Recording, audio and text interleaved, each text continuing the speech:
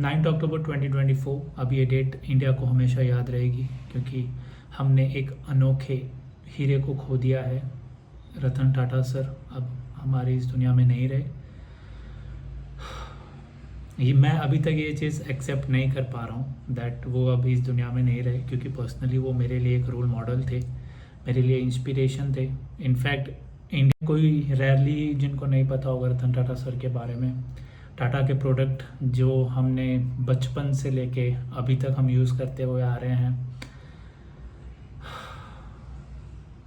Emotion से वो मैं अच्छे से बता नहीं पा रहा हूँ। मैं ही नहीं, बाकी बाकी सारे इंडियंस ये बता ही नहीं पाएंगे और ये इमोशंस शायद हम अच्छे से एक्सप्रेस नहीं कर पाएंगे कि वो हमारे लिए ज़िंदगी में क्या थे और उन्होंने इंडिया के लिए क्या कुछ नहीं किया। हम ट्राई करेंगे उनके लाइफ के बारे में आपको बताने के लिए और एक स्मॉल ट्रिब्यूट देंगे फ्रॉम एवरी इंडिविजुअल इंडियन की तरफ से।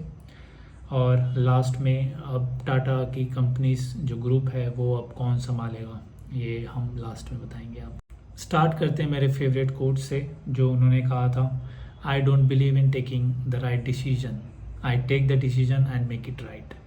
उनका बर्न 1937 में हुआ था 28 दिसंबर, और वो 10 साल के थे जब उनके अनफॉर्चुनेटली पेरेंट्स सेपरेट हो गए थे।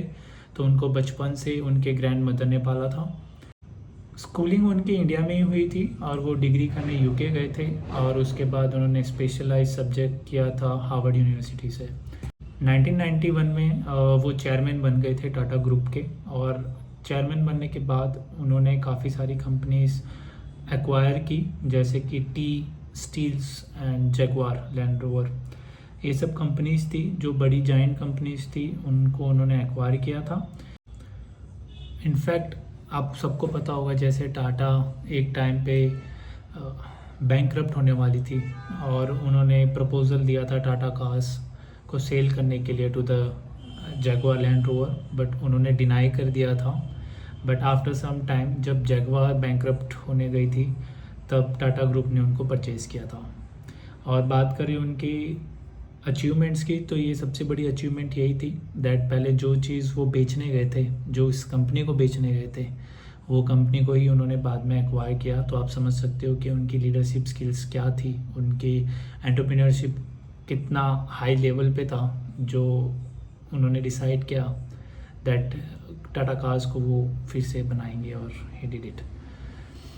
और वो जाने जाते थे उनके इनोवेशन ग्रोथ के लिए। फर्स्ट इनोवेशन अगर आपको कार के बारे में पता होगा दैट टाटा नैनो आई थी, और Tata nano first Indian affordable car थी जो इंडिया में मिडिल क्लास फैमिली परचेज़ कर सकती थी। और उनके अगर सोशल इम्पैक्ट की बात करें कि उन्होंने इंडिया के लिए क्या कुछ नहीं किया, सोसाइटी के लिए क्या नहीं किया, तो उन्होंने एक टाटा ट्रस्ट खोला था और वो फोकस करते थे एजुकेशन, हेल्थ और रूरल डेवलपमेंट के लिए। उनकी एक पर्सनल वैल्यूज़ थे दैट वो एक मॉडेस्टी टाइप के पर्सन थे, एथिकल लीडरशिप थी उनके अंदर, और उनके एक सर्टन कमिटमेंट्स हमेशा रहते थे सोसाइटी के लिए। टाटा ग्रुप एक बहुत बड़ा ग्रुप था और उनको बनाने के पीछे सबसे बड़ा जो हाथ था वो रतन टाटा सर का था। जैसे कि आप स्क्रीन पे देख सकते हो ऑलमोस्ट सारे एरिया में इनके प्रोडक्ट्स थे, और ये सिर्फ इंडिया में नहीं, आउट ऑफ इंडिया भी इनके सेल्स होते थे। सो बहुत बड़ा इम्पैक्ट इन्होंने एक ग्लोबल कॉर्पोरेट में डाला था। आप स्क्रीन पे जैसे देख सकते हो।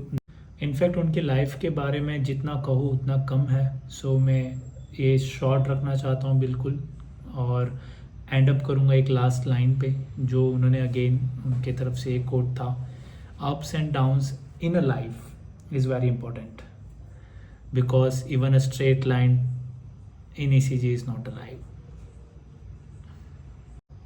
मैं पर्सनली और हर एक भारत देशवासियों की तरफ से सर आपको थैंक यू बोलता हूँ।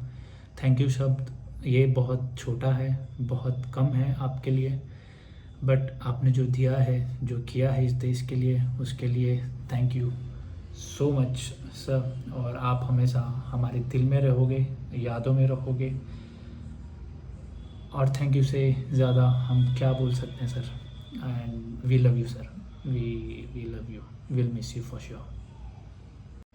अब बात करें कि अब टाटा ग्रुप को कौन संभालेगा, तो अब नोएल टाटा, जो रतन टाटा सर के साथ 40 साल से काम कर रहे थे, जो जिनकी एज 67 इयर्स है, वो अब टाटा ग्रुप को एज अ चेयरमैन संभालेंगे। और इस वीडियो में अगर कुछ चीज़ें मैंने मिस आउट कर दी या आपको डिटेल्ड में इंफॉर्मेशन चाहिए तो कमेंट कीजिए, मैं आपको इनके आर्टिकल्स या फिर ट्राई करूँगा एक और वीडियो बना के आपको अच्छे तरह से एक्सप्लेन करने के लिए।